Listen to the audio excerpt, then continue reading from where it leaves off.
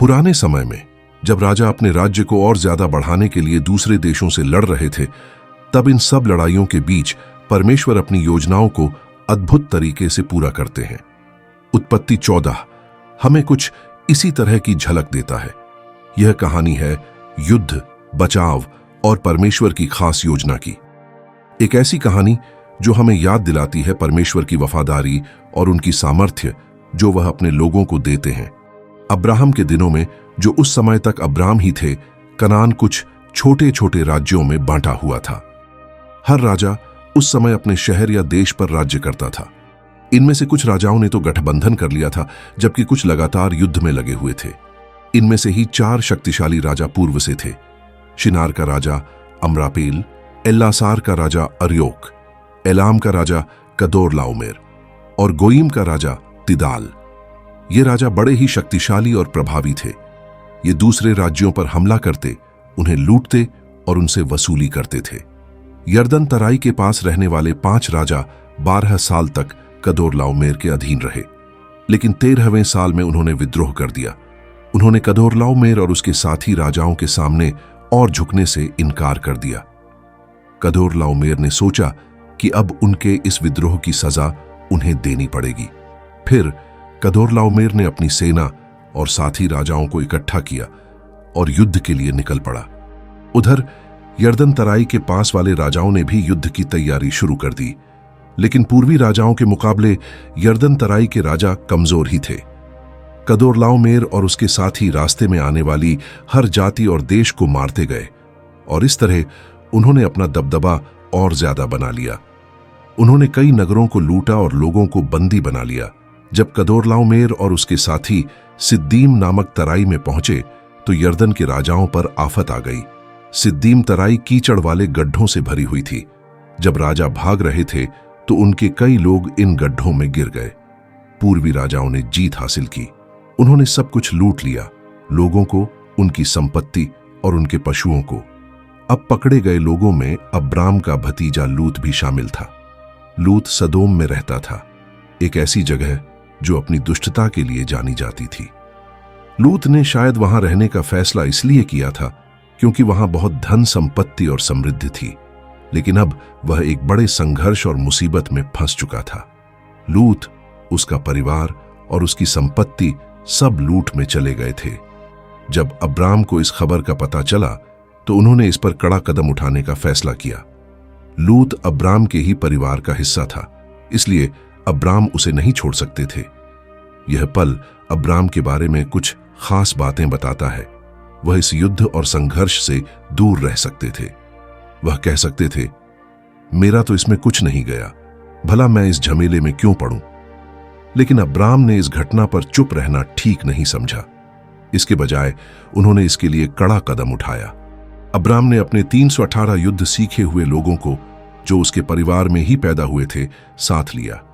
ये वे लोग थे जो वफादार थे और अब्राम की आज्ञाओं का पालन करते थे। इतने कम लोग होने के बावजूद अब्राम का साहस मजबूत था। उन्होंने उन पूर्वी राजाओं का दान तक, जो कि उत्तर में है, वहां तक पीछा किया। सोचिए कितना बड़ा विश्वास और हिम्मत रही होगी अब्राम की, जो वे उन राजाओं से अकेले लड़ने निकल पड़े जो इतने शक्तिशाली थे कि वे सबको हरा रहे थे, और अब्राम ने इतने कम लोगों की सेना होने के बावजूद उनका पीछा किया। अब्राम ने परमेश्वर पर विश्वास किया, जो उन्हें मार्गदर्शन देते और सुरक्षित रखते थे। अब्राम की रणनीति शानदार थी। उन्होंने अपने लोगों को अलग अलग समूह में बांटा और रात ही में हमला कर दिया। अब पूर्वी राजा, जो अपनी कई जीतों के बाद गजब के आत्मविश्वास से भरे हुए थे, अब्राम और उनके साथियों के अचानक हमले से चौंक गए। अब्राम ने न सिर्फ उन्हें हराया, बल्कि होबा तक, जो दमिश्क के उत्तर की ओर है, उनका पीछा किया। इस तरह अब्राम को एक बड़ी जीत मिली। उन्होंने सब कुछ, लूटा हुआ माल, लोगों को, उनकी संपत्ति को और अपने भतीजे लूत को भी छुड़ा लिया। लेकिन जब अब्राम इतनी बड़ी विजय के बाद लौटे तो वहां कुछ अनोखी बातें हुईं। वहां पर शालेम के राजा मेल्कीसेदेक ने अब्राम से मुलाकात की। मेल्कीसेदेक सिर्फ एक राजा ही नहीं, बल्कि सर्वशक्तिमान परमेश्वर के याजक भी थे। उन्होंने अब्राम को दाखमधु और रोटी देते हुए कहा, परम प्रधान ईश्वर की ओर से जो आकाश और पृथ्वी का अधिकारी है, तू धन्य हो, और धन्य है परम प्रधान ईश्वर, जिसने तेरे द्रोहियों को तेरे वश में कर दिया है। तब अब्राम ने उसे सबका दशमांश दिया।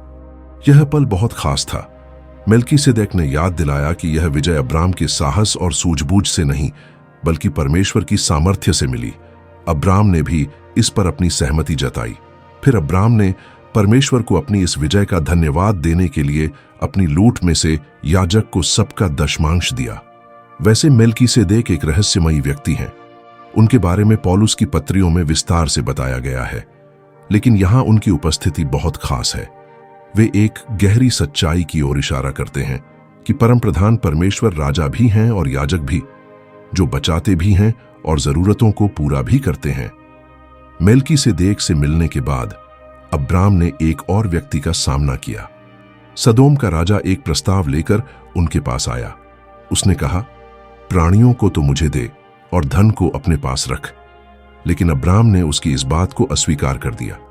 अब्राम ने कहा, परम प्रधान ईश्वर यहोवा, जो आकाश और पृथ्वी का अधिकारी है, उसकी मैं यह शपथ खाता हूं कि जो कुछ तेरा है उसमें से न तो मैं एक सूत, न जूती का बंधन, न कोई और वस्तु लूंगा, ताकि तू यह न कह सके कि अब्राम मेरे ही कारण धनी हुआ। यह अब्राम की ईमानदारी की परीक्षा थी। वे यह सारी लूट ले सकते थे। आखिरकार उनका उस पर हक बनता था। लेकिन अब्राम ने अपने विवेक से यह बात साफ कर दी कि उनकी आशीषें परमेश्वर की ओर से आती हैं, न कि किसी सांसारिक इंसान से। उन्होंने परमेश्वर पर विश्वास किया, जो उनकी सभी जरूरतों को पूरा करते हैं। यह कहानी सिर्फ पुराने जमाने का कोई युद्ध ही नहीं है। यह कहानी है विश्वास, साहस और परमेश्वर की सामर्थ्य की। अब्राम के कामों से पता चलता है कि विश्वास व्यर्थ नहीं जाता। यह हमें सही फैसले लेने, अपने जीवन में परमेश्वर के अद्भुत कामों को देखने और उनकी महिमा करने के लिए प्रेरित करता है। लूत एक धर्मी व्यक्ति था, लेकिन उसने गलत चुनाव किया। लूत की बंधुआई और उसका छुटकारा परमेश्वर के अनुग्रह को दिखाता है। यदि हम परमेश्वर पर विश्वास रखते हैं तो वह हमें सभी मुसीबतों से छुड़ाने की सामर्थ्य रखते हैं।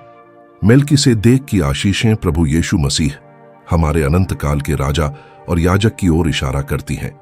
जैसे मेल्कीसेदेक ने रोटी और दाखमधु दिया, उसी तरह यीशु मसीह हमें अपना शरीर और लहू देते हैं, जो हमारे पापों के लिए सबसे उत्तम बलिदान है।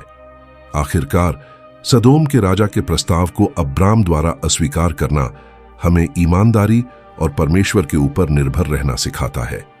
आज की दुनिया में जब समझौता कर लेना ही ठीक समझा जाता है, अब्राम की कहानी हमें अड़े रहने, खड़े रहने और परमेश्वर की योजनाओं पर भरोसा रखने को प्रेरित करती है। उत्पत्ति 14 आशा और विश्वास की कहानी है। यह दिखाती है कि परमेश्वर सब कुछ करने की सामर्थ्य रखते हैं, चाहे हमारी परिस्थिति कैसी भी क्यों ना हो। वह अपने लोगों के लिए लड़ते हैं, उनकी जरूरतों को पूरा करते हैं और अपरंपार आशीष देते हैं। जब चुनौतियां आई तो अब्राम के विश्वास और साहस को याद करें। परमेश्वर पर भरोसा करें कि वह वफादार हैं और आपकी लड़ाई वह ही लड़ेंगे। आपके पास जो भी आशीषें हैं, उनके लिए परमेश्वर का धन्यवाद करें। उनकी आशीष देने से पहले ही उनका धन्यवाद करें। रोज उनके वचनों को पढ़ें और जानें कि उन्हें कैसे प्रसन्न किया जा सकता है, ताकि आप एक आशीषपूर्ण जीवन जी सकें। तो यह थी अब्राम और पूर्वी राजाओं के युद्ध की कहानी। मिलते हैं एक और नई कहानी के साथ। तब तक खुश रहें और हर समय परमेश्वर पर विश्वास करें। आप सभी को जय मसीह की।